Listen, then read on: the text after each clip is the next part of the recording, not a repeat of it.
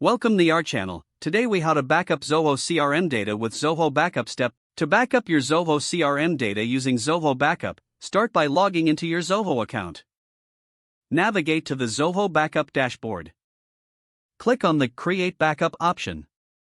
Select Zoho CRM from the list of available applications. Log into your Zoho CRM account if prompted.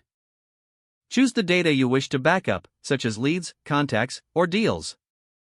Specify the backup frequency according to your needs. Opt for either a full backup or an incremental backup based on your preference. Select the storage location for your backup files. You can choose a local drive, cloud storage, or another preferred location. Review your backup settings to ensure everything is correct. Once confirmed, click on the Start Backup button. Wait for the backup process to complete.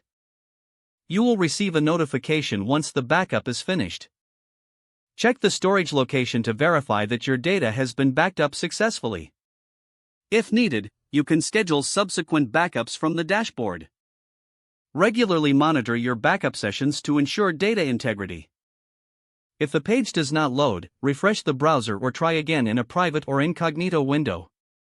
Make sure you are using the correct email address, then retype it carefully to avoid small typos. If your password is not accepted, use the reset option and create a new strong password you can remember. Check your spam folder for verification or security emails, then complete any requested confirmation steps. Enable two-factor authentication if available to improve account security and reduce unauthorized access risk.